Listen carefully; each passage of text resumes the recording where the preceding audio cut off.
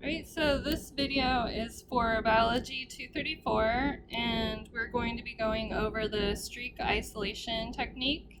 The production of isolated bacterial colonies on a plate is important for several reasons. If you want to study colony morphology, you must have distinct separate colonies that do not interfere with each other. In order to study the characteristics of a given bacterial strain, you must have a pure culture. Without a pure culture, you cannot determine what bacterium is responsible for observed reactions to varying assays. As stated previously, a bacterial colony is assumed to be a population of bacteria that arise from a single cell. As such, this means that a bacterial colony represents a pure culture because the whole colony is made up of clones of that same cell. Even from mixed cultures, the streak isolation technique can separate bacteria of different species into distinct colonies. In your unknown identification process, you must maintain pure culture. To begin the process, you will perform the streak isolation technique to produce individual pure colonies, and you'll use these to propagate your culture for use in future labs. In the streak isolation technique, your loop is used to spread a sample of bacteria over the surface of an agar dish. Each time the bacteria are streaked over the surface, the number of cells deposited along the surface decreases until individual cells are distributed over the surface. A common way to accomplish this is to use the quadrant.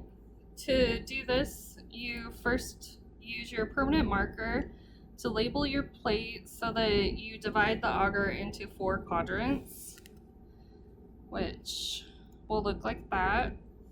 After labeling your plate, you start the streak isolation by first transferring bacteria to quadrant 1 using a zigzag motion. After this culture transfer, you immediately sterilize your loop.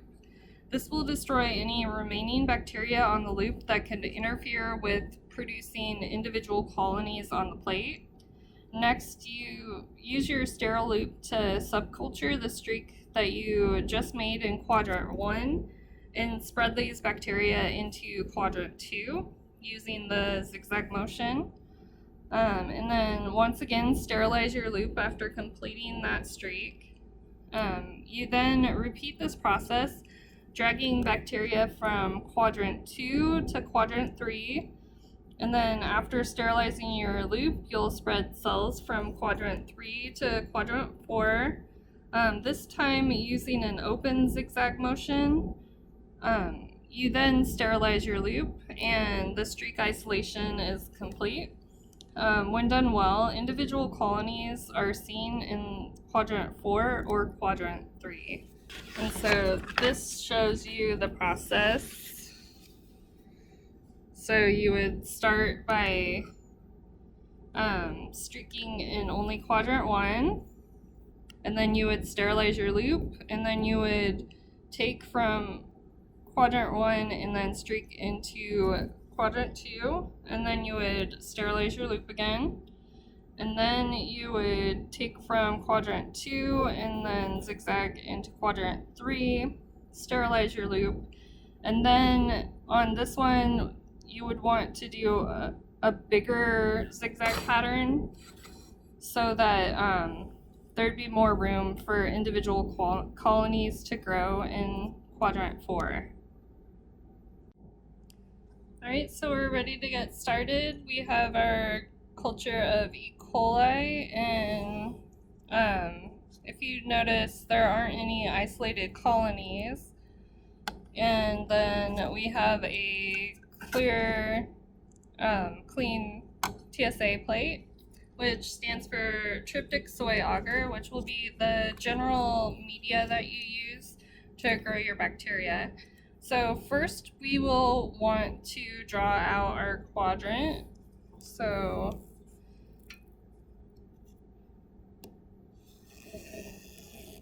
there's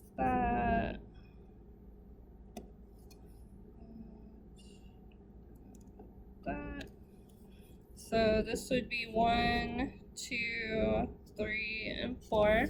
And then you'll want to label your plate off to the side so that you can still see when the bacteria starts to grow on the plate. You'll want to label what the culture is. So we'll write E. coli, and then the date, so 2020, and then your initials so that you know that it's your plate. All right, so now we're ready to begin. You'll want to sterilize your loop in the Bacti incinerator for 5 seconds. So 1, 2, 3, 4, 5. And then you'll cool it on a, see I did it right there, on a blank part of the auger. And then you'll want to grab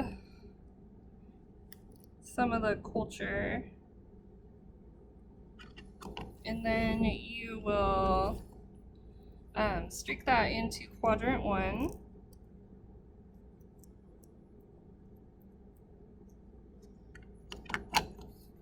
And then you will sterilize your loop again.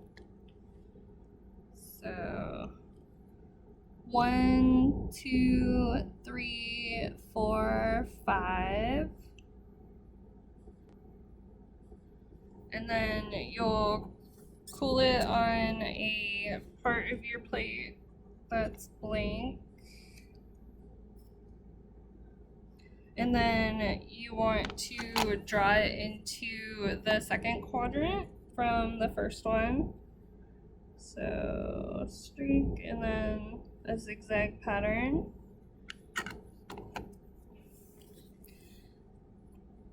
And then you'll want to sterilize your loop again. So 1, 2, 3, 4, 5. And then you'll want to cool it on a blank piece of the auger. And then you will want to take from quadrant 2 and put it into quadrant 3. So you go through it once and then a zigzag pattern into quadrant 3. And then sterilize your loop again. So 1, 2, 3, 4, 5. And then you'll want to cool it on a blank piece of the auger. And then you'll want to take from quadrant 3 and do an open zigzag pattern in quadrant 4. So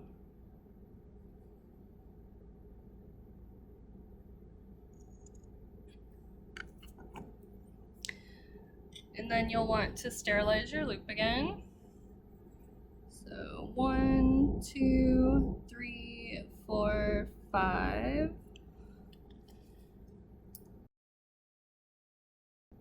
And then just let it cool on the Bacti incinerator. And then usually you can kind of see, yeah, so you can see where my streak marks are.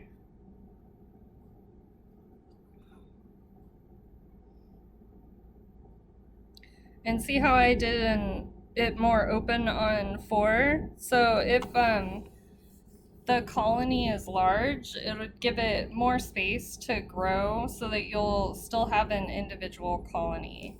And so now I will explain things that you shouldn't do. The biggest mistake is that people don't sterilize their loop in between each quadrant. So then once you have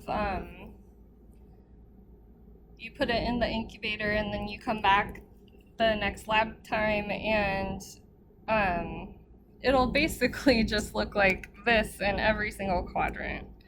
And so you didn't achieve getting an individual colony. Another mistake that a lot of people make is instead of taking it from quadrant 1 into quadrant 2, they just take another new sample from the original culture.